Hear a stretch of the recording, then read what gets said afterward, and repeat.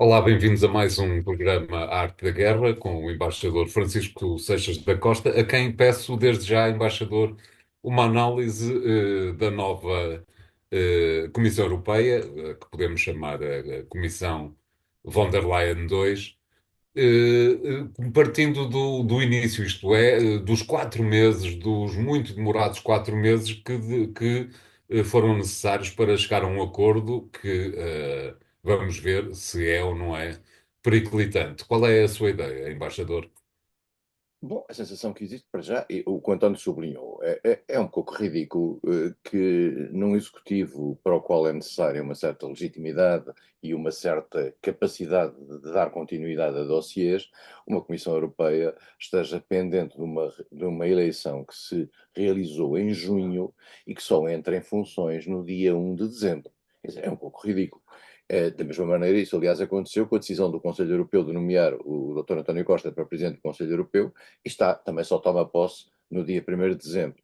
E, portanto, é um pouco, dá um pouco o ar do caráter, digamos, um bocadinho paquidérmico da União. Dito isto, há aqui a questão democrática, isto é necessário passar por um Parlamento, o Parlamento reúne, decide, debate, etc. Esta Comissão Europeia é uma comissão, como o António disse, digamos, von der Leyen 2, mas bastante mais à direita. É uma comissão bastante mais voltada para o lado conservador do espectro político europeu e menos equilibrada, digamos, internamente.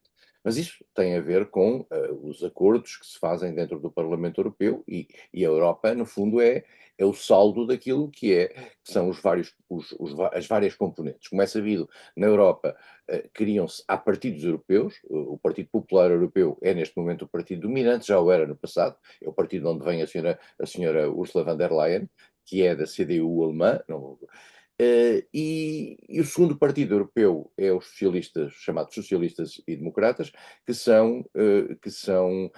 é o antigo Partido Socialista Europeu. O terceiro partido que constitui, digamos, a aliança que faz esta comissão é o Renew.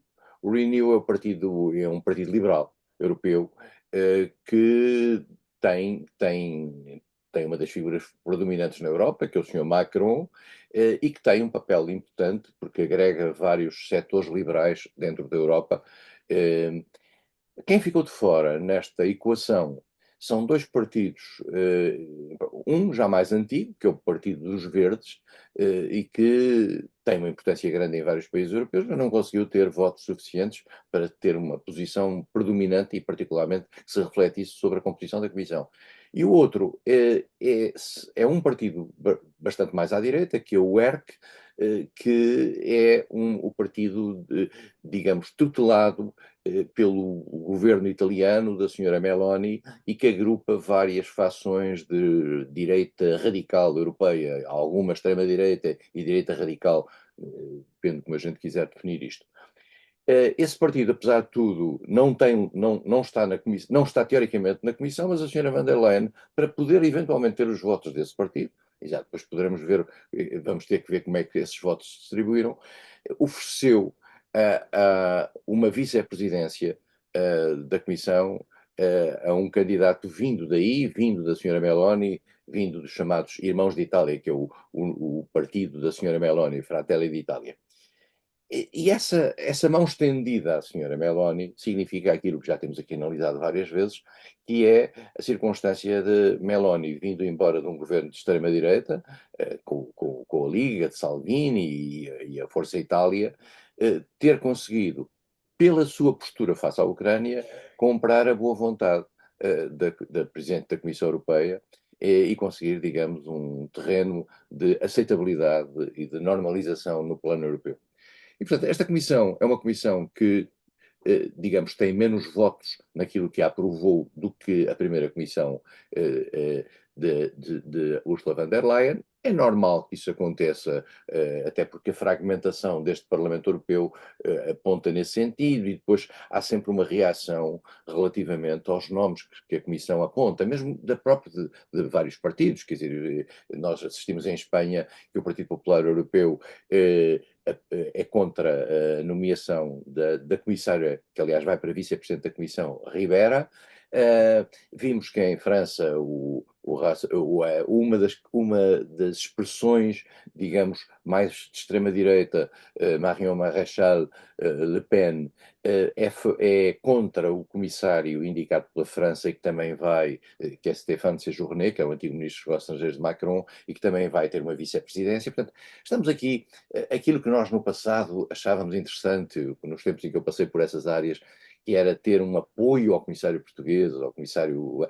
Não, isso já acabou, quer dizer, hoje em dia os comissários mal chegam lá, representam os partidos politicamente e, portanto, naturalmente quem está em oposição também está muitas vezes em oposição na Europa. Mas, embaixador, permita-me que o interrompa. Isso não é um bom sinal, isto é, o federalismo é exatamente isso, é esquecer de onde vimos e apoiar quem devemos apoiar.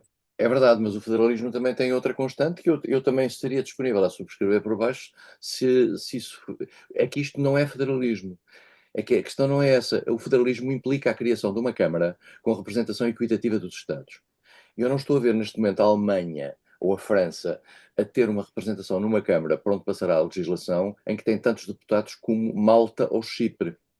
Quer dizer, o federalismo é isso. É o que se vê, por exemplo, nos Estados Unidos, no Senado, cada Estado tem o mesmo número de representantes, quer seja muito grande, quer seja muito pequeno. Isto é que é o federalismo, porque o federalismo combina, digamos, a questão puramente demográfica, que é aquela que está refletida no número de deputados de cada país, depois partilhados pelos vários partidos, com uma Câmara em que há uma representação nacional. E essa representação nacional é equitativa. Ora bem, o federalismo, isto é um federalismo à la carte. Isto é só este tempo. Mas partamos desse princípio. Sim, senhor, neste momento há uma expressão europeia dessas coisas e as pessoas têm uma expressão europeia. Não há desvantagem absolutamente nenhuma que isto se passe assim, só que os Estados, os governos, que estão representados no Conselho de Ministros, convém lembrar, e apesar de tudo são eleitos pelos Parlamentos Nacionais e têm uma legitimidade própria, não estão, digamos, não aparecem no quadro institucional da União como força como deveria ter se a Europa fosse uma Europa federal. A Europa não é federal. Eu adiantaria que a Europa nunca vai ser federal e cada vez tem menos hipóteses de ser federal. E, em particular, digo isto com toda a abertura, as pessoas normalmente não dizem isto alto, a Europa não é federal porque o último alargamento provocou uma diversidade dentro da União que implica uma incapacidade da União de dar um salto constitucional federal. Bom, dito isto, portanto, a Comissão foi eleita com uma maioria, apesar de tudo, de votos inferior àquela que a senhora van der Leyen tinha tido no passado, mas isso é perfeitamente normal, tendo em atenção que há um desgaste tradicional em relação a isso. E é uma comissão bastante mais conservadora, é uma comissão com uma postura muito anti-russa, claramente, e a senhora Ursula von der Leyen foi escolher para determinados dossiês que têm a ver com a própria relação da guerra, digamos, foi escolher comissários muito marcadamente anti-russos ou com uma postura fortemente anti-russa. Portanto, é o equilíbrio que dentro da Europa se projetou, é o equilíbrio que vem das eleições de junho e, sendo nós democratas, temos que aceitar este equilíbrio e o modo como ele se vai projetar. A grande questão está em saber se em outros dossiês, para além da questão da Ucrânia, nomeadamente as questões das migrações, nomeadamente as questões ambientais, que é uma questão extremamente importante, eh, este novo equilíbrio poderá ter ou não algumas consequências que possam significar eventuais recuos face àquilo que era a dinâmica que era projetada pela Comissão anterior. E no que tem a ver com uma obrigatória, evidentemente, ligação com os Estados Unidos, com o presidente eleito Donald Trump, esta, este elenco de direita acha, embaixador, que terá maior capacidade de diálogo? António, é assim, a União Europeia está representada por dois polos. Um é o Conselho Europeu, que são os membros do governo, os membros dos governos, são os primeiros ministros. que elegeram para se coordenar, assim, uma espécie de coordenador, o Dr. António Costa. E a outra é a Comissão Europeia, que é um órgão de natureza executiva que só funciona em, com elementos aprovados no Conselho de Ministros, no Conselho dos chefes de Estado e de Governo, no chamado Conselho Europeu. A União Europeia funciona da seguinte forma, basicamente. A Comissão Europeia, esse tal órgão de natureza técnica que foi hoje eleito, faz propostas, essas propostas vão ao Conselho de Ministros, o Conselho de Ministros diz sim ou não, e a Comissão, se disser que sim, implementa-as. Se disser que não, não as implementa. E, portanto, não está autorizado a implementá-las. E, por outro lado, o Conselho, e esta também é a graça da União, também tem ele próprio a impossibilidade de fazer propostas próprias que a Comissão leva à prática. As coisas têm que ser propostas pela Comissão, aprovadas pelo Conselho, e em muitos casos, nomeadamente em tudo aquilo que significar decisões em que as decisões sejam tomadas por maioria qualificada, em matéria legislativa, tem que passar pelo Parlamento Europeu. Este Parlamento Europeu está muito mais fragmentado, e essa é a minha preocupação, é que estando muito mais fragmentado, a possibilidade de haver maiorias em áreas muito complexas, nomeadamente, mas vitais, como é a questão do ambiente ou a questão das migrações, para o equilíbrio global e psicológico da Europa, vamos ter um Parlamento Europeu mais difícil de decisão. E como cada vez mais, em função do número de matérias que passaram para a chamada codecisão entre o Conselho e o Parlamento, as matérias são cada vez mais, outras não, outras continuam a ser por unanimidade e, portanto, é o próprio Conselho que as decide, embora o Parlamento as possa discutir. Aí nós temos que, a Comissão vai ter que negociar permanentemente com o Parlamento, enfim, a passagem dessas mesmas decisões. A mim o que me preocupa é que algumas delas, volto a dizer, na questão ambiental, nomeadamente em recuos eventuais na questão ambiental ou na questão das migrações, com posturas muito mais próximas daquelas que os partidos de extrema-direita e direita radical querem, e alguns partidos de direita tradicional que são colonizados por esse tipo de ideias, possa haver recuos relativamente àquilo que a Europa já decidiu. Obrigado, embaixador. Teremos com certeza muito que conversar no programa Arte da Guerra durante a legislatura da Comissão von der Leyen 2. Vamos fazer aqui o primeiro intervalo, voltamos já de seguida com o segundo tema. Até lá.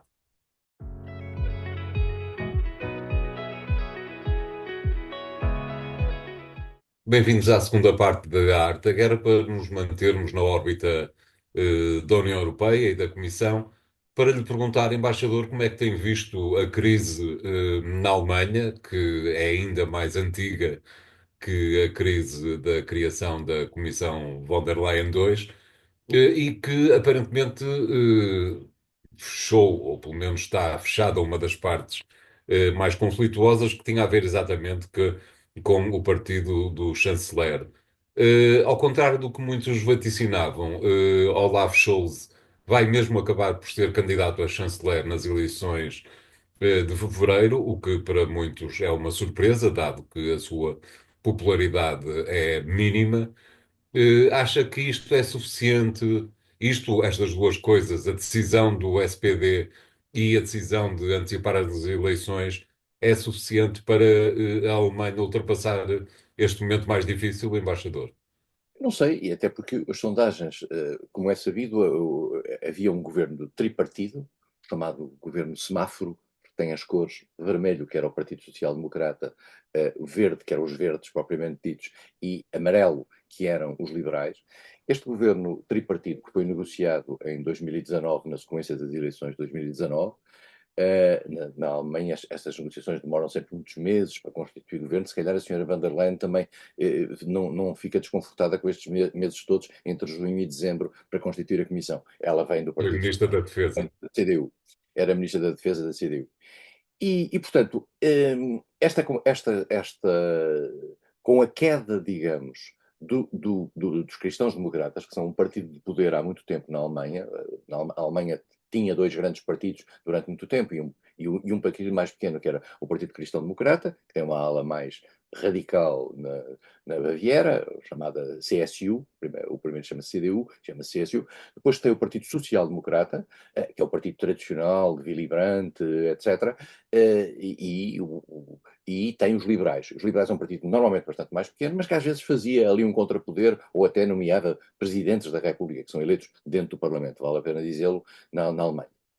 E, portanto, as eleições surpreendentemente fizeram cair bastante a CDU, surpreendentemente ou não, agora vamos tentar saber, lendo o livro que acaba de sair da senhora Angela Merkel, como é que ela vê o declínio interno da CDU, e fez emergir aquilo que foi sempre o segundo partido da Alemanha, que era o SPD.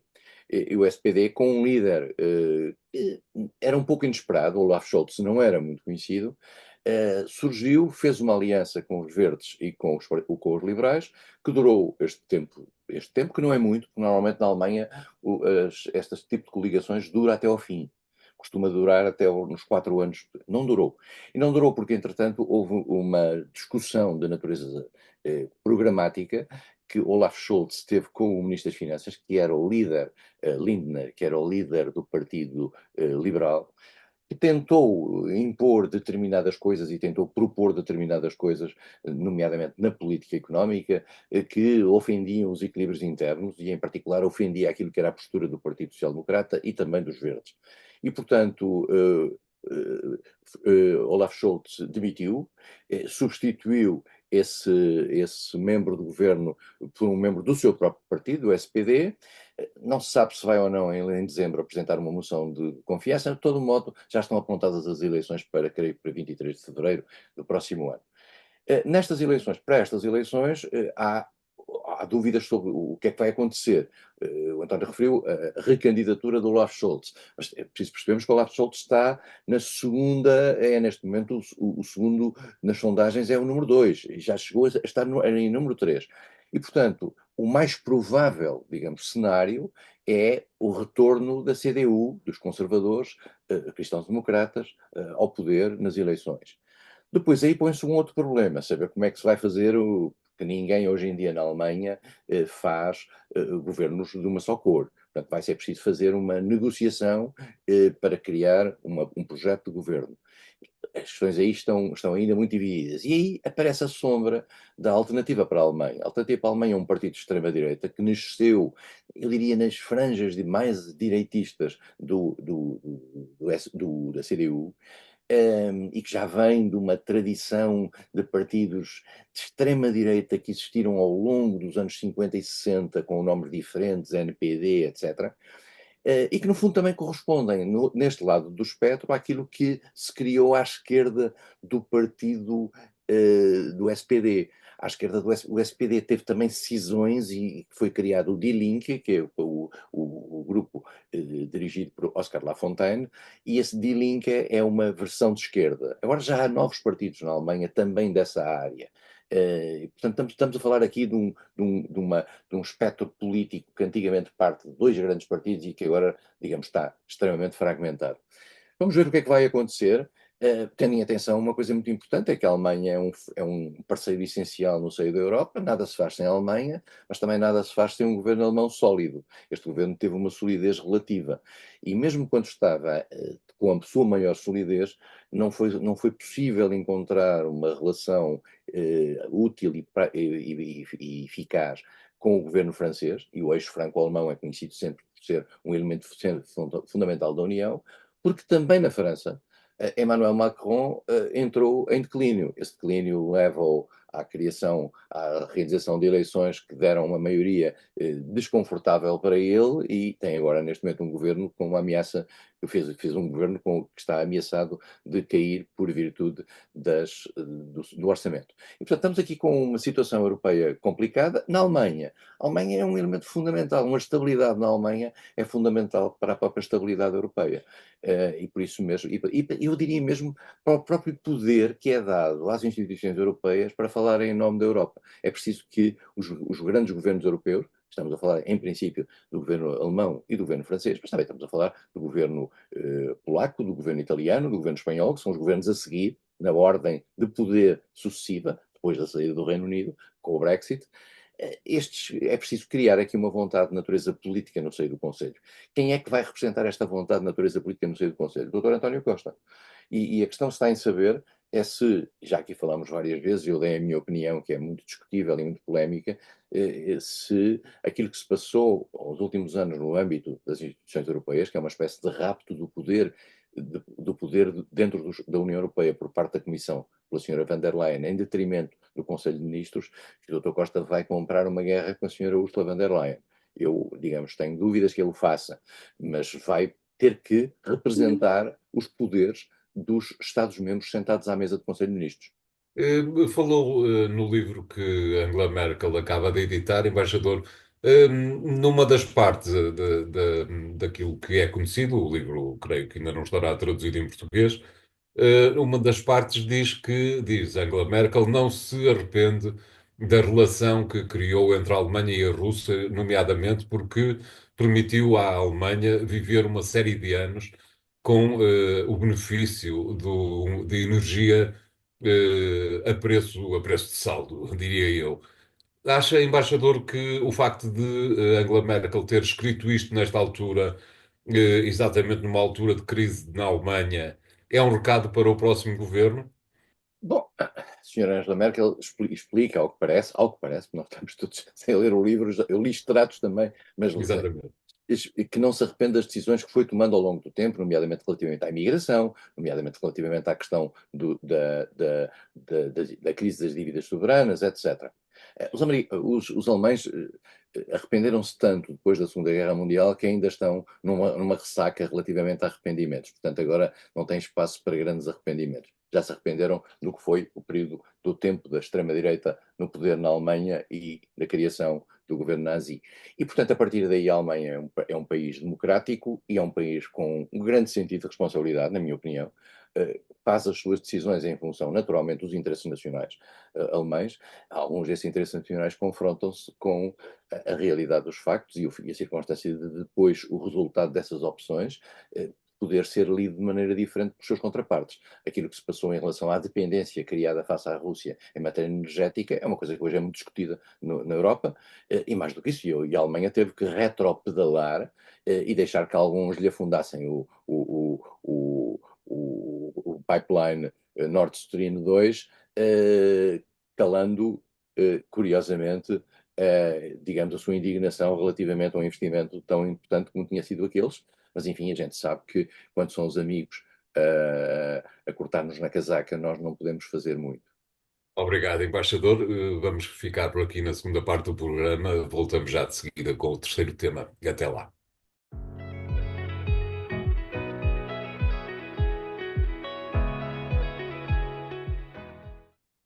Bem-vindos à terceira parte de A Arte da Guerra. Desta vez para lhe pedimos, embaixador, que nos dê a sua visão daquilo que lhe parece é a grande novidade da semana, talvez a grande novidade do ano, de que lhe parece que possa vir a ser o cessar-fogo de 60 dias para já entre o Líbano e Israel, que pode ser um vaso comunicante para um cessar-fogo, não se sabe ainda sim ou se não, entre Israel e o Hamas na faixa de Gaza. Como é que viu tudo isto, embaixador? Mas já com grande perplexidade sobre a durabilidade deste tipo de acordos. Com toda a franqueza, tenho algumas dúvidas sobre a capacidade de sustentação no terreno. Isto espero bem estar enganado, porque seria extremamente importante que este acordo, digamos, feito no quadro do Líbano, se reproduzisse também no quadro da faixa de Gaza. Apesar de tudo, no quadro do Líbano, eu estive a fazer há pouco as contas, morreram muito menos pessoas do que aquelas que morreram na faixa de Gaza e aparentemente a vontade de fechar um acordo na faixa de Gaza continua a ser bastante mais limitada do que no Líbano. No Líbano há aqui uma posição diferente relativamente a Israel e convém ter isto bem claro. É que Israel não tem, que saiba, ambições territoriais no Líbano. Israel tem no Líbano o objetivo de retirar de uma zona que possa prejudicar o seu território as forças do Hezbollah que estavam no sul do Líbano. E, portanto, mas no quadro quer da Cisjordânia, quer de Gaza, as posições israelitas são hoje muito estranhas, isto não é? Ou são muito claras para alguns. Quer dizer, o Israel não exclui a possibilidade de fazer o chamado Grande Israel. E o Grande Israel não inclui o Líbano, mas inclui Gaza e inclui a Cisjordânia. E, Bem, também ninguém diria que incluía partes da Síria e do Egito, e a verdade é que aconteceu. sim, mas são por momentos. Israel até pelo próprio projeto sionista que está subjacente à própria existência do Estado de Israel, Israel não tem uma vocação para se expandir por aquelas zonas, até porque sabe que, tendo a sua população, a própria estrutura do Estado que tem, não conseguiria manter um controle. O que Israel quer é manter vizinhos, digamos, relativamente calmos, e em particular vizinhos que sejam controláveis e que sejam ameaçados, passíveis de ser ameaçados, se por acaso não se comportarem como Israel quer, e quer claramente esta nova entidade governativa dentro de Israel, quer criar condições para tomar conta de Gaza e para tomar conta da Cisjordânia. E não sabendo bem o que é que vai fazer aos 5 milhões de palestinos que ali estão, que não são cidadãos israelitas, nem sequer num grande Israel, e que ela também é a terra deles. Eu digo também é a terra deles porque ela também já é a terra dos israelitas, naturalmente, de que ali vivem e que ali nasceram, etc. Mas os palestinos também nasceram ali. Alguns, no passado, foram expulsos na Nakba em 48. Mas estamos ali com uma necessidade de encontrar uma solução e toda esta guerra e tudo isto tem a ver com isso. E, portanto, nós estamos aqui neste tempo de tentar perceber se este cessar-fogo vai funcionar ou não, esperemos que sim. Seria útil fazer, seria inclusivamente para os Estados Unidos, que são os donos da festa nesta história, deixemos de histórias, os Estados Unidos é quem dá as regras do jogo ali, mas nós estamos com uma presidência, aquilo que os americanos anglo-saxónicos chamam de lame duck, que é os patos cheios de lama, que é uma presidência já está na parte final, e um pato cheio de lama é bom para levar um tiro.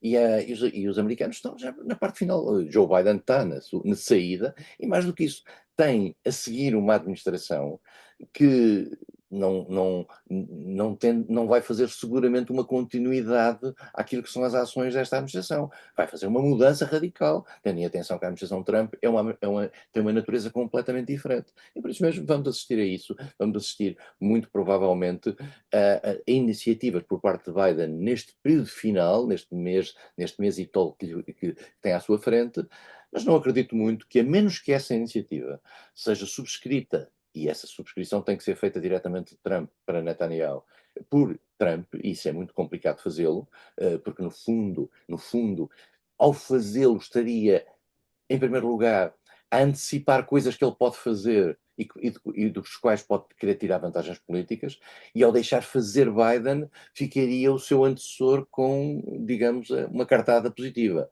Eu acho que esta cartada do Líbano foi a única cartada positiva que Trump deixou que Biden fizesse, mas não acredito que isto tenha expressão em Gaza. Gostava muito de estar enganado. Um pouco mais a norte, embaixador. Como é que vê aquilo que tem acontecido na Ucrânia desde que os Estados Unidos aceitaram que os seus mísseis de longo alcance fossem lançados sobre o território russo? Eu tenho uma leitura disso que julgo que já aqui expliquei, ou se não foi aqui já foi outro sítio, que eu acho que Biden quis dar a Zelensky, eh, na presunção de que mais cedo ou mais tarde, quando vier Trump, vai haver uma tentativa, pelo menos, de fazer uma espécie de troca territorial, quis dar a Zelensky a possibilidade de garantir alguma segurança naquilo que foi a área russa invadida pela Ucrânia, a zona de Kursk, o Oblast de Kursk. Convém dizê-lo que nos últimos tempos, nesse Oblast, a Rússia já retomou 40% desse Oblast, e ao mesmo tempo e paralelamente a Rússia tem vindo a aumentar e está com um ritmo reconhecido por todos os observadores, quer americanos, quer ingleses, quer russos, naturalmente, e até os ucranianos, está com uma rapidez de avanço na zona do Donbass, no sentido de ir tão longe quanto possível, para que, se o acordo vier aí em matéria de troca de territórios, a Rússia esteja numa posição muito forte dentro do Donbass. E, portanto, porque de repente há a ideia de fazer, vamos congelar tudo isto e vamos discutir com base nas divisões do terreno. E, obviamente, que a Rússia quer ir tão longe quanto possível no terreno para poder se e quando esse momento chegasse, dizer que vamos estar aqui. A Ucrânia quer manter alguma parte de curso para que isso possa funcionar, embora estamos a falar de áreas completamente diferentes, mas é um problema simbólico. A Ucrânia tem uma parte da Rússia. E, portanto, se de repente a Ucrânia ficasse para a negociação com uma parte da Rússia, isso seria importante para a Ucrânia. E isso é que é o ponto em que, aparentemente, a entrega de armas à Ucrânia, que são armas, atenção, que não passam de 300 quilómetros, não dá para atingir nem São Petersburgo nem Moscovo. Essas armas podem retrair a ação russa para salvar o Kursk, para salvar a sua zona invadida pela Ucrânia, e isso pode dar tempo, de certa maneira, à Ucrânia de se segurar naquela zona. Agora, a Ucrânia tem um problema contra o tempo, é que na parte do Donbass, a Ucrânia está a perder território todos os dias, e, portanto, tem havido, digamos, avanços grandes. Hoje esteve quase a tomar Kupiansk, que é uma localidade muito importante e simbólica, no caso da Rússia conseguir invadi-la. A Ucrânia conseguiu até agora segurar a zona de Kupiansk, mas a situação é muito, muito má. E por isso mesmo está tudo à espera de Trump. Exatamente, está tudo à espera de Trump, parece ser essa, aquilo que vem de todas as capitais europeias e não só. Obrigado, À embaixador. espera para o melhor e para o pior, António. Exatamente, claro que Para o sim, melhor e para o pior, claro que sim. dependendo da posição de cada um também. Exato. Obrigado, embaixador. O programa fica hoje por aqui. Para a semana, voltaremos, à vossa companhia e até lá podem, como sempre, continuar a acompanhar-nos nos sites do Jornal Económico. Obrigado e até para a semana.